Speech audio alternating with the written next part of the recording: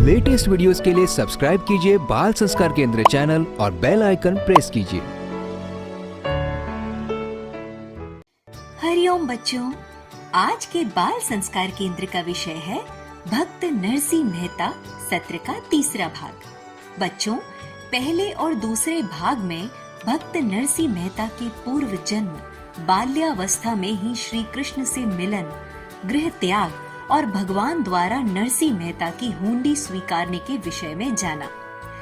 एक दिन नरसिंह मेहता का बड़ा भाई उसके घर आया और कहा कि कल पिताजी का वार्षिक श्राद्ध करना है, काम काज में हाथ बटाने सुबह जल्दी घर आ जाना।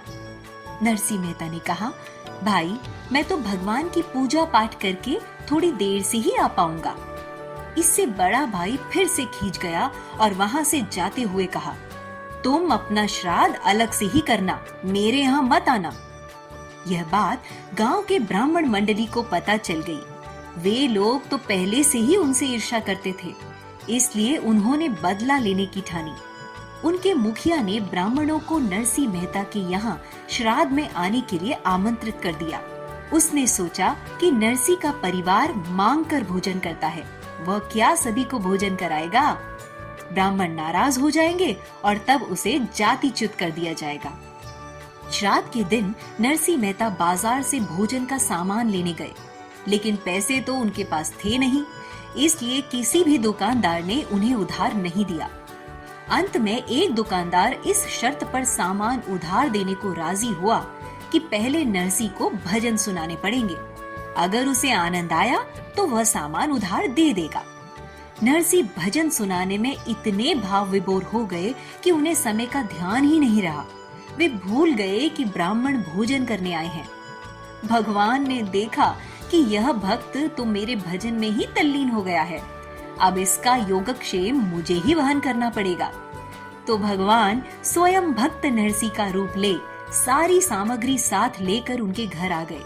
सभी ब्राह्मणों को भोजन में हलवा, पूरी, तरह तरह की मिठाइयाँ आदि मन पसंद भोजन प्राप्त कर पूर्ण तृप्ति हो गई। खूब दक्षिणा भी मिली। ब्राह्मण लोग आश्चर्यचकित हो गए कि इस नरसिंह मेहता के पास इतना धन कहाँ से आया।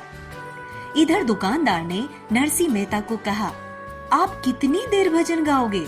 आपको तो ब्राह्मण भोजन करवाना है ना, ये सामान लो और जल्दी जाओ।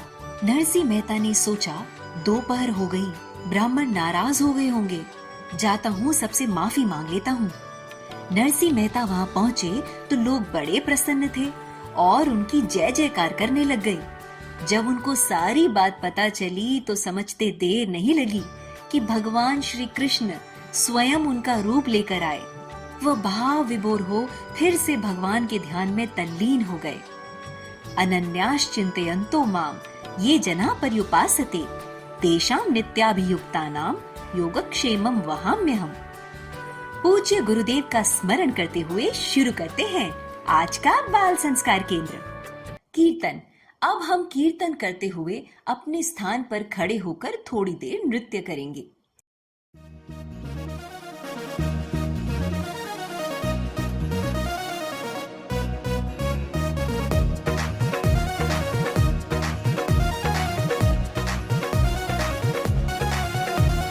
लीला शाह जी के प्यारे हैं, भक्तों की आंखों के तारे हैं। वो लीला शाह जी के प्यारे हैं, भक्तों की आंखों के तारे हैं।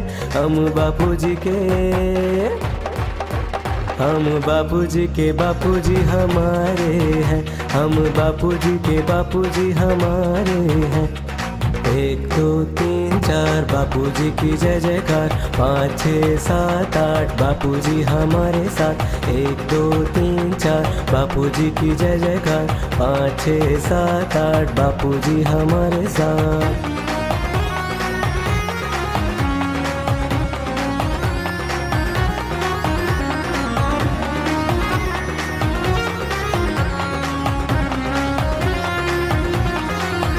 माँ महंगी बाजी के प्यारे हैं, हाउमल जी के दुलारे हैं।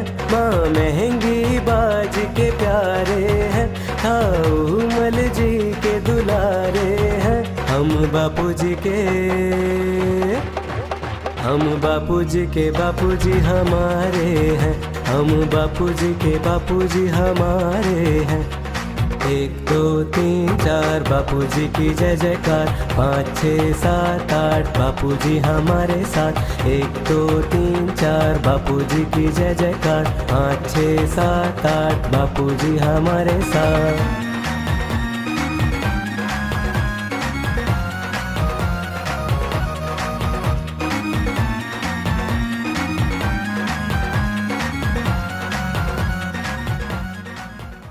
बच्चों, अब सभी बच्चे अनामिका उंगली से तिलक के स्थान पर स्पर्श करते हुए मंत्र बोलेंगे। ओम गम गणपतये नमः। ओम श्री सरस्वत्ये नमः। ओम श्री गुरुभ्यो नमः। सभी बच्चे शिखा के स्थान पर हाथ लगाकर मंत्रोच्चारण करेंगे। ओम विश्वानि देव सवितुर्दुरितानि परासुव यद्भद्रं तन्न आसुव।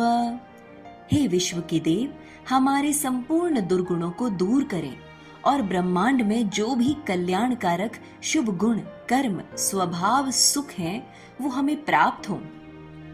अब सभी बच्चे मन को एकाग्र करने वाला, मन की चंचलता दूर करने वाला एक अनुपम प्रयोग करेंगे, टंक विद्या।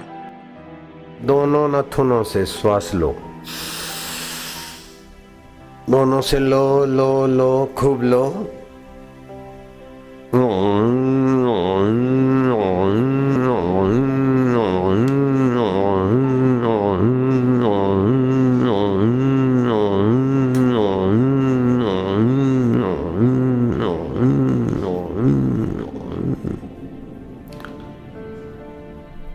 एक बार हुआ, ऐसे 2 बार करना है बस।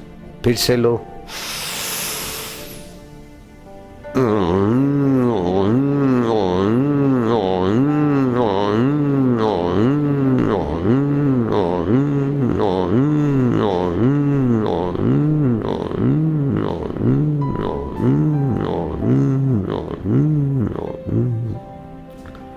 ऐसा 2 बार करने से तुम्हारा मन में जरा जरा बात में जो दुखी होता है, जरा बात में सुखी, जरा जरा बात में अभिमानी, जरा जरा बात में चिंतित, जरा जरा बात में भयभीत, ये सारे मन की कमजोरी मिट जाएगी। अब हम सभी बच्चे भगवान श्री कृष्ण की स्तुति करेंगे। सच्चिदानंद रूपाय विश्व उत्पत्ति आदि हेतवे तापत्रय विनाशाय श्री कृष्णाय वयम नमः। हे सच्चिदानंद स्वरूप भगवान श्री कृष्ण, जो इस जगत की उत्पत्ति, स्थिति और विनाश के हेतु हैं तथा आध्यात्मिक, आदि दैविक और आदि भौतिक तीनों प्रकार के तापों का नाश करने वाले हैं, ऐसे श्री कृष्ण को हम नमस्कार करते हैं। अब सभी बच्चे करेंगे ओमकार गुंजन। ओमकार मंत्र, गायत्री छंद, परमात्मा ऋषि, अंतर्यामी देवता, ईश्वर प्रीति अर्थे, परमात्मा प्राप्ति अर्थे, परमात्मा आनंद अर्थे, जपे विनियोग। हम परमात्मा की प्रीति के लिए, परमात्मा की प्राप्ति के लिए, परमात्मा के आनंद के लिए इस पवित्र महामंत्र का जप करेंगे।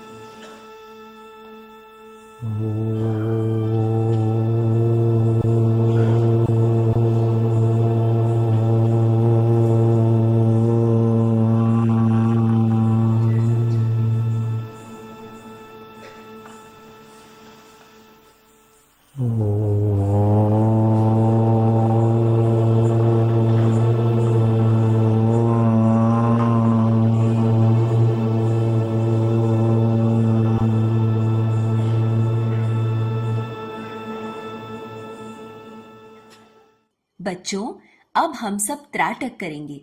त्राटक से हमारी एकाग्रता और याद शक्ति बढ़ती है।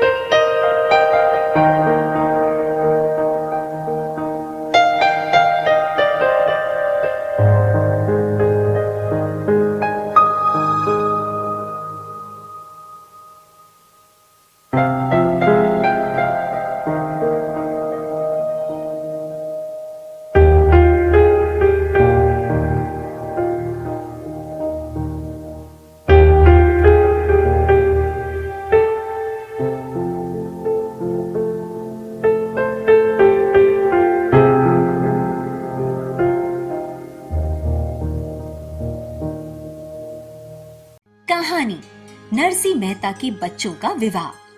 भक्त नरसी मेहता का जीवन एकांत भजन में बीतने लगा। उनके पुत्र और पुत्री विवाह के योग्य हो गए। उनकी पत्नी को चिंता सताने लगी कि अत्यंत गरीबी के कारण कौन बिना दहेज के हमारी कन्या को ग्रहण करेगा और कौन इस गरीब परिवार के घर में अपनी कन्या देगा।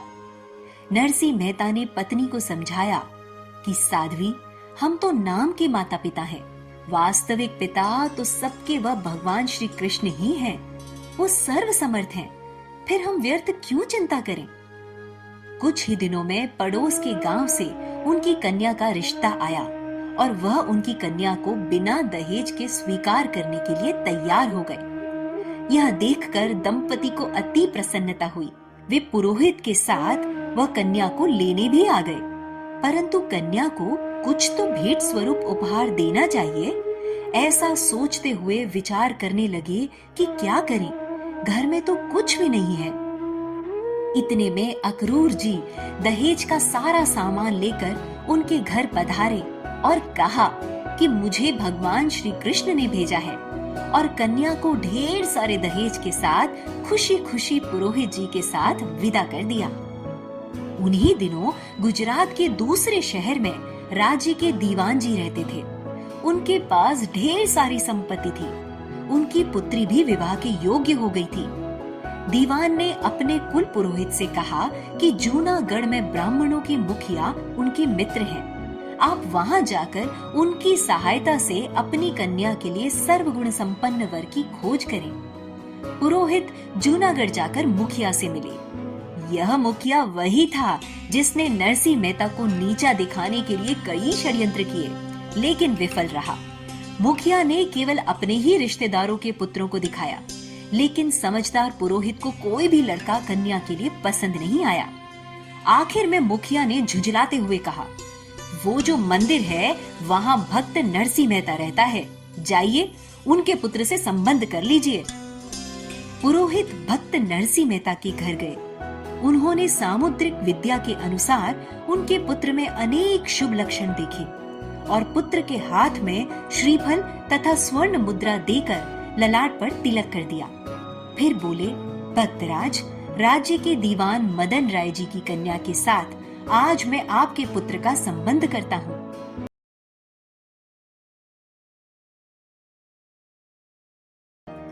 साखियां। सदा भगवत प्रेम में मग्न रहने वाले नरसी मेहता बड़े भाव विभोर होकर भगवान श्री कृष्ण के भजन में मग्न रहते थे। आइए हम भी भगवान श्री कृष्ण के भजन का गान करते हैं। अच्युतम केशवम कृष्ण दामोदरम राम नारायणम जानकी वल्लभम। कौन कहते हैं भगवान आते नहीं, तुम मीरा के जैसे बुलाते नहीं। कौन कहते हैं भगवान खाते नहीं, वीर शबरी के जैसे खिलाते नहीं। अच्युतम केशवम कृष्ण दामोदरम राम नारायणम जानकी वल्लभम। कौन कहते हैं भगवान सोते नहीं, माँ यशोदा के जैसे सुलाते नहीं। कौन कहते हैं भगवान नाचते नहीं, गोपियों की तरह तुम नचाते नहीं। अच्युतम केशवम कृष्ण दामोदरम, राम नारायणम जानकी वल्लभम। क्या करें क्या ना करें, महाभारत में आता है, अतिथि को आते देख उठकर उसकी अगवानी और आदर सत्कार करना चाहिए। जो अपने घर पर आ जाए उसे आत्मीयता भरी दृष्टि से देखना चाहिए। उठकर उसके लिए आसन दें, मन से उसके प्रति उत्तम भाव रखें, मधुर वचन बोलें। प्यासे को पानी, भूखे को भोजन, थके मांदे को बैठने के लिए आसन और रोग आदि से पीड़ित मनुष्य के लिए सोने हेतु शैया देनी चाहिए। भोजन में देवता, पितर, गाय, कुत्ते के लिए हिस्सा रखा जाता है। पक्षियों को दाना डालना चाहिए। जिस वस्तु को विधि पूर्वक देवता आदि के लिए अर्पित न करें, उसे स्वयं भी न खाएं। यज्ञ, अध्ययन, दान, तप, सत्य, क्षमा, मन और इंद्रियों का संयम तथा लोभ का परित्याग, ये धर्म के 8 मार्ग हैं। इनका अनुसरण करना चाहिए। प्रतियोगिता। अब बारी है ज्ञान विज्ञान प्रतियोगिता की। आपको एक प्रश्न पूछा जाएगा, उत्तर में 4 विकल्प होंगे और आपको 10 सेकंड में सही उत्तर बताना है।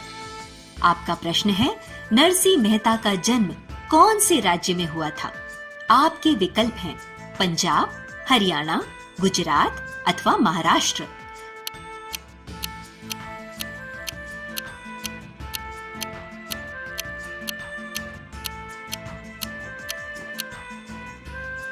प्रश्न का सही उत्तर आपको सत्र के अंत में बताया जाएगा।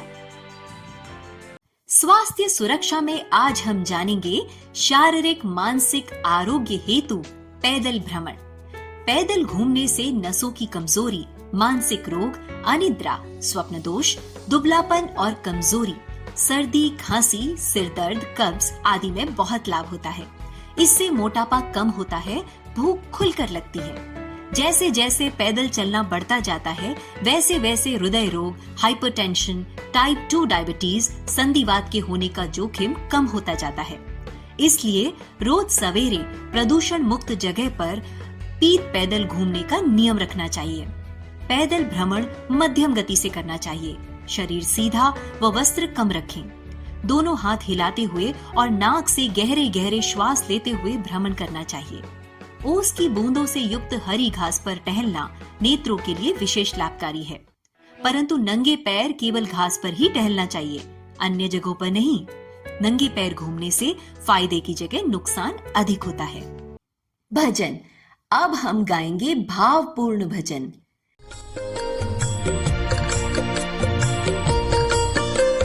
जिथे भी वो चरण पे आए। रब मेरा सतगुरु बन के आया, मैनू वेख लैण दे। रब मेरा सतगुरु बन के आया, मैनू वेख लैण दे। ओ मैनू वेख लैण दे, मत्था टेक लैण दे। मैनू वेख लैण दे, मत्था टेक लैण दे। रब मेरा सतगुरु बन के आया, मैनू वेख लैण दे। रब मेरा सतगुरु बन के आया, मैनू वेख लैण। आपके भजन में अगर भगवान नहीं है, वो भजन आपको फंसा देगा। आपके गीत में गीत की सत्ता देने वाले की प्रीति नहीं तो आपके गीत पेट पालू कुत्ते जैसी कमाई करा के मार देंगे आपको। बूटे बूटे पानी प्यावे, बूटे बूटे पानी प्यावे, सूखे बूटे हरे बनावे। सूखे बूटे हरे। जो संसार को चाहते हैं उनके हृदय के बूटे सूखे हो जाते हैं। बन के मैनू देख लेन दे, इयो आया माली बन के मैनू देख लेन दे। रब मेरा सतगुरु बन के आया मैनू वेख लैण दे। रब मेरा सतगुरु बन के आया मैनू वेख लैण दे।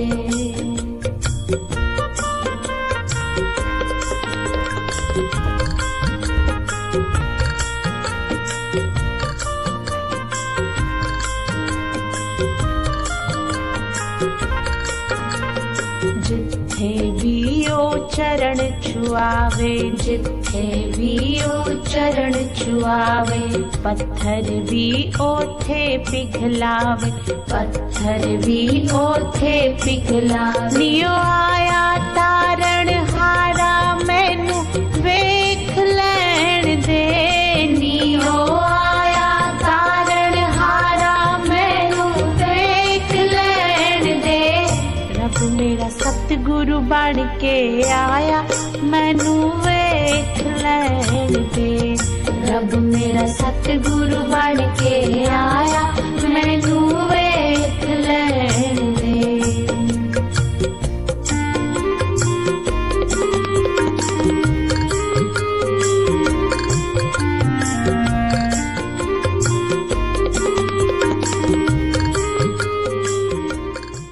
संस्कृति सुवास दीप प्रज्वलन का वैज्ञानिक और आध्यात्मिक रहस्य। दिया इसलिए जलाते हैं कि वातावरण में जो रोगाणु होते हैं, हल्के परमाणु होते हैं, वे मिटें। मोमबत्ती जलाते हैं तो अधिक मात्रा में कार्बन पैदा होता है और दीपक जलाते हैं तो दीप ज्योति से नकारात्मक शक्तियों का नाश होता है, सात्विकता पैदा होती है, हानिकारक जीवाणु समाप्त होते हैं। घी या तेल का दीपक जलने से निकलने वाला धुआं घर के वातावरण के लिए शोधक अर्थात प्यूरिफायर का काम करता है और स्वच्छ व मनमोहक वातावरण रोग प्रतिरोधी तंत्र को मजबूत करने में सहायक है। भारतीय संस्कृति में धार्मिक कार्यक्रमों में दीपक प्रज्वलित करने की परंपरा है। आरती करते समय दीपक जलाने के पीछे उद्देश्य यही होता है कि प्रभु हमें अज्ञान अंधकार से आत्मिक ज्ञान प्रकाश की ओर ले चलें। पूज्य बापू जी के सत्संग अमृत में आता है, आप दिया जलाते हैं, आरती करते हैं, इसका बहुत पुण्य माना गया है। परंतु आरती के दीपक की बत्ती या लौ अगर पूर्व की तरफ है तो आपको धन लाभ में मदद मिलेगी, यदि दक्षिण की तरफ है तो धन हानि और पश्चिम की तरफ है तो दुख व विघ्न लाएगी। इसलिए घर में ऐसी जगह पर आरती करें जहां या तो पूर्व की तरफ लौ हो या तो उत्तर की तरफ। लौ दीपक के मध्य में लगाना शुभ फलदायी है। दीपक के समक्ष इन श्लोकों के पठन से विशेष लाभ होता है। दीप ज्योति पर ब्रह्म, दीप ज्योतिर्जनार्दन, दीपो हरतु मे पापम, दीप ज्योतिर्नमोस्तुते। उस पर ब्रह्म प्रकाश स्वरूपा दीप ज्योति को नमस्कार है। वह विष्णु स्वरूपा दीप ज्योति मेरे पाप को नष्ट करे। दीप ज्योति पर ब्रह्म अंतरात्मा ज्योति स्वरूप है, उसको नहीं जाना, इसलिए साधक बाहर की ज्योति जगाकर अपने गुरुदेव की आरती करते हुए कहते हैं, ज्योत से ज्योत जगाओ, सतगुरु ज्योत से ज्योत जगाओ। ज्ञान का चुटकुला। पप्पू परीक्षा के दौरान उदास बैठा था। टीचर, क्या बात है, उदास क्यों बैठे हो? प्रश्न समझ में नहीं आ रहे, लेकिन कल तो तुम कह रहे थे कि इस बार मैं अच्छे नंबरों से पास हो जाऊंगा। वो क्या है ना कि मैं जिसके भरोसे विश्वास कर रहा था वो खुद मुझसे आंसर पूछ रहा है। सीख, परीक्षा में नकल करना गलत बात है। बच्चों, अब हम श्री आशा रामायण जी की पंक्तियां दोहराएंगे। श्री आशा रामायण जी का पाठ करेंगे।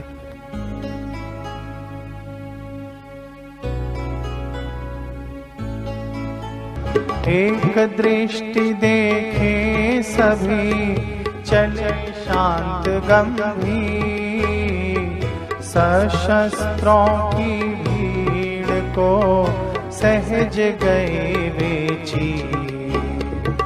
माता आई धर्म की सेवी, साथ में पत्नी लक्ष्मी देवी।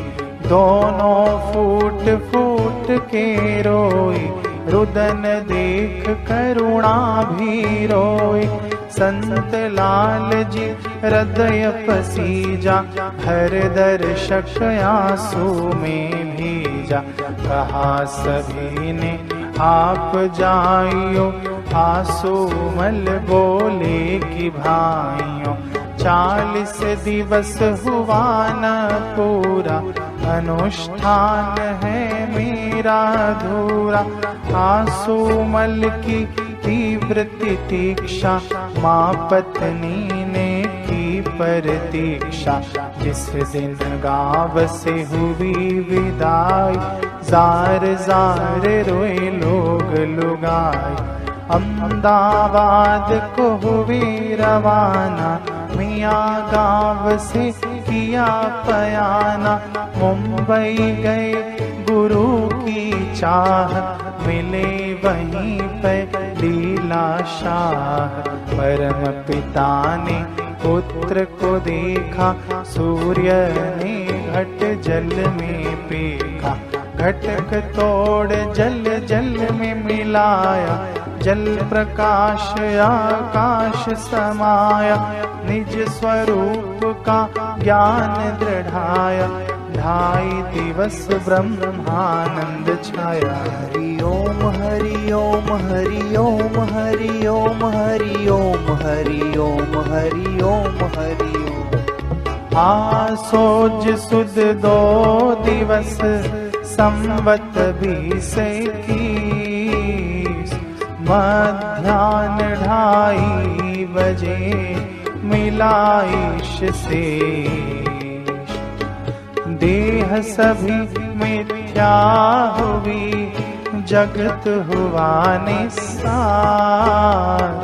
हुआ आत्मा से तभी अपना साक्षात्कार। परम स्वतंत्र पुरुष दर्शाया, जीव गया और शिव को पाया। जान लिया हूँ शांत निरंजन, लागू मुझे न कोई बंधन। यह जगत सारा है नश्वर, मैं ही शाश्वत एक अनश्वर। नयन है 2 पर दृष्टि एक है, लघु गुरु में वही एक है। सर्वत्र एक किसे बतलाए, सर्वव्याप्त कहाँ जाए। अनंत शक्ति वाला विनाशी, रिद्धि सिद्धि उसकी दासी। यदि वह संकल्प चलाए, मुर्दा भी जीवित हो जाए। हरि ओम हरि ओम हरि ओम हरि ओम हरि ओम हरि ओम हरि ओम हरि ओम। सत्संग। बच्चों, आइए पूज्य बापूजी के श्रीमुख से सुनते हैं सत्संग।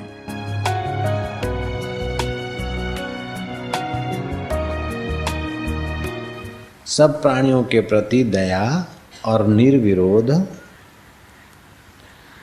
वासनाओं के वेग को रोकना, जीव हिंसा न करना, समय पर आते समय पाकर सुअवसर मिले तो दान करना, गुरुजनों के प्रति विनम्र होना, ये जीवन में कल्याणकारी और शांतिदायी कर्म और स्वभाव है। अकबर के 9 रत्नों में एक रत्न हो गए बनारसी दास। वो अपनी प्रियता से बड़े प्रसिद्ध थे, सत्यता से बड़े प्रसिद्ध थे, वो सत्य बोलते थे। બનારસી દાસનો સ્વભાવ સત્ય બોલવામાં એટલો બધો જાણીતો હતો કે અકબરને સંતોષ હતો. એકવાર અકબરજી એની પરીક્ષા લેવા માટે બનારસી દાસને સભામાં બોલાવીને કહ્યું કે મારા હાથમાં પક્ષી મરેલો છે કે જીવતો છે, મુઠ્ઠી વાળી કપડું ઢાંકી આ પક્ષી મરેલો છે કે જીવતો છે? ये पक्षी मेरे हाथ में जो है रुमाल ढका हुआ है पक्षी है, अब बताओ कि पक्षी मरा हुआ है कि जिंदा है। बनारसीदास थोड़ी देर के लिए शांत हो गए, चुप हो गए।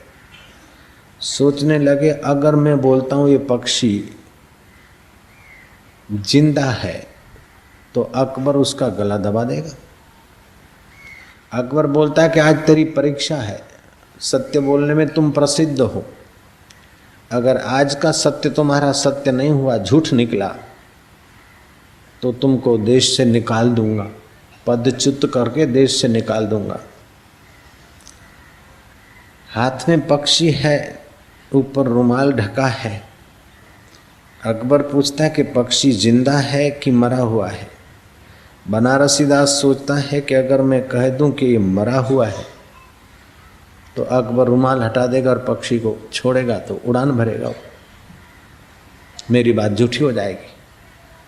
अगर मैं कहता हूँ पक्षी जिंदा है तो पक्षी का गला दबा देगा, दिखाएगा कि तेरी बात झूठी निकली। अकबर मुझे हराना चाहता है इस बात में, तो अगर मैं मरा हुआ पक्षी बोलता हूँ तो जीवित दिखा देगा और जिंदा पक्षी बोलता हूँ तो उसका गला दबा देगा, मर जाएगा पक्षी। घड़ी भर वो शांत रहे, चुप रहे। फिर दृढ़ता से बोला कि जहाँ पर ना पक्षी मरा हुआ है, मरा हुआ।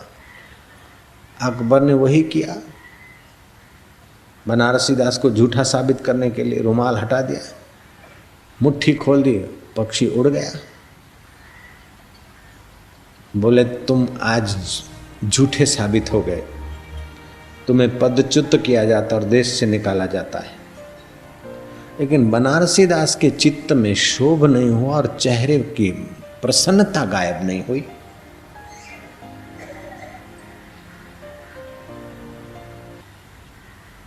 क्लेश मुक्त मन, चमकता मुख, ये पुण्य आत्मा की निशानी है। क्लेश मुक्त मन और चमकता चेहरा, प्रसन्न चेहरा, ये दोनों दिखाई दिया। पदच्युत का आदेश सुना, देश से निक्सी सुनी, फिर भी बनारसीदास के चेहरे पर मलिनता नहीं आई और चित्त में शोभ नहीं हुआ। अकबर कहते हैं कि क्यों, तुम्हें कुछ कहना है क्या सफाई में? बोले अगर तुम्हारी सुनने की ख्वाहिश है तो मैं कह देता हूं, नहीं तो मुझे कुछ नहीं कहना। हाँ अच्छा सुनाओ। मैंने जानबूझ के कहा कि पक्षी मरा हुआ है। अगर मैं पक्षी जिंदा बोलता तो आप उसका गला दबा देते। मैं सत्यवादिता में तो प्रसिद्ध हूं, लेकिन ऐसा सत्य नहीं कि किसी की जान ले ले। इसलिए जानबूझ के मैंने असत्य बोला कि पक्षी मरा हुआ है ताकि उसको जीवन दान मिल जाए। सत्यम ब्रूयात हितम ब्रूयात, सत्य बोलो और हितकर बोलो और मधुर बोलो। कभी कभी माँ सत्य तो बोलती है लेकिन मधुर नहीं, कटु बोलती। कभी कभी माँ सत्य भी नहीं बोलती, मधुर भी नहीं बोलती और कटु बोलती, लेकिन हितकर तो बोलती। दवा कड़वी झेर होती है, जो हूँ पी छू मीठी छे मीठी छे, ले ले ले ले पी पी पी, नहीं पिए પડશે એક લાફો મારા રોયા। એ પોલીસવાળા, એ બાવા એને પકડીને લઈ જા। ત્યાં બાવો એ નથી, પોલીસવાળો એ નથી, કે પેલો રહેજો પકડી જશે। लेकिन माँ का भाव हित का है। जो प्राणी मात्र के लिए हित की भावना करता है उसका चित्त प्रसन्न रहता है, उसके चेहरे की चमक बनी रहती है, उसके मन का माधुर्य बना रहता है, उसका मन मलान नहीं होता। चाहे ऐसा बनारसीदास हो, चाहे कबीर जी हो, चाहे नानक हो, चाहे तुकाराम हो, चाहे मीराबाई हो, चाहे एकनाथ हो, चाहे नरसिंह मेहता हो। नरसिंह मेहता पर लांछन लगाने वालों लोगों ने तो हद कर दी।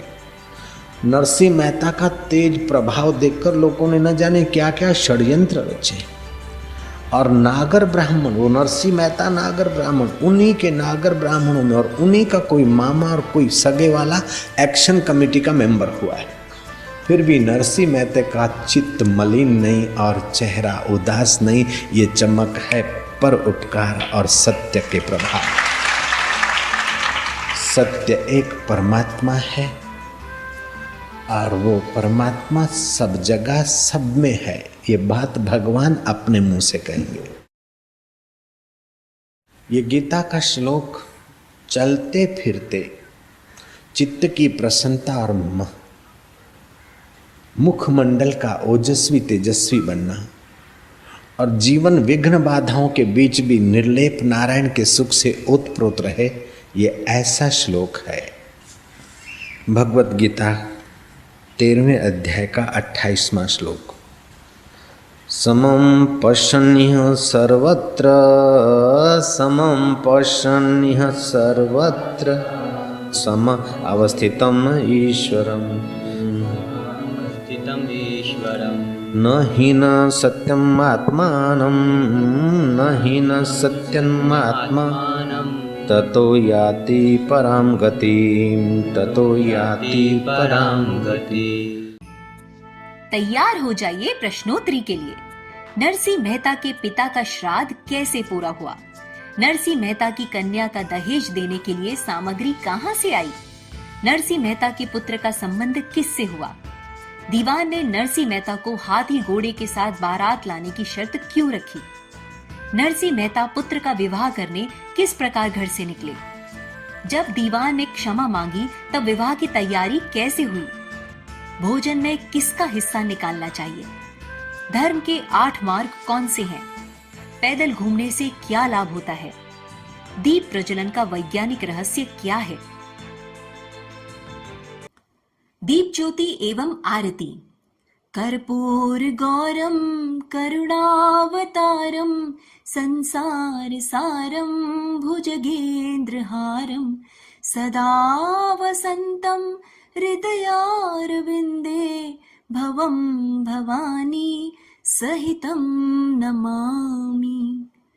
सभी बच्चे अपने अपने स्थान पर आरती के लिए खड़े हो जाएंगे।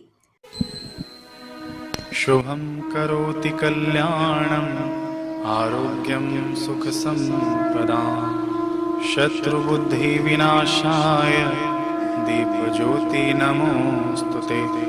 दीपज्योति परब्रह्म दीपज्योति जनार्दन दीपो हरतु मे पापं संध्यादीपो नमोस्तुते।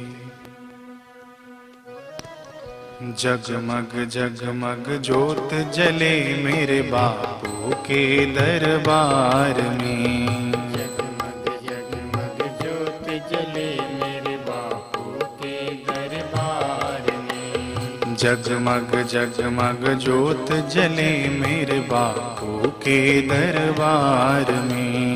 जगमग जगमग ज्योत जले मेरे बापू के दरबार में। आओ रे भक्तों,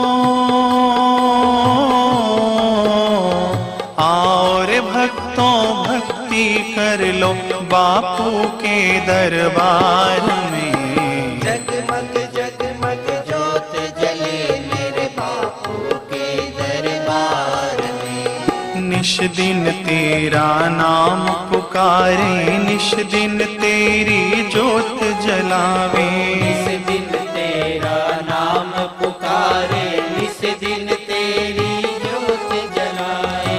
आओ रे भक्तों भक्ति कर लो, आओ रे भक्तों भक्ति कर लो बापू के दरबार में। जगमग जगमग ज्योत जले मेरे बापू के दरबार में। ऐसी अंतर ज्योत जगाओ, हम दीनों को पार लगाओ। ऐसी अंतर ज्योत जगाओ, हम दीनों को पार लगाओ। आओ रे भक्तों, आओ रे भक्तों भक्ति कर लो बापू के दरबार में। जगमग जगमग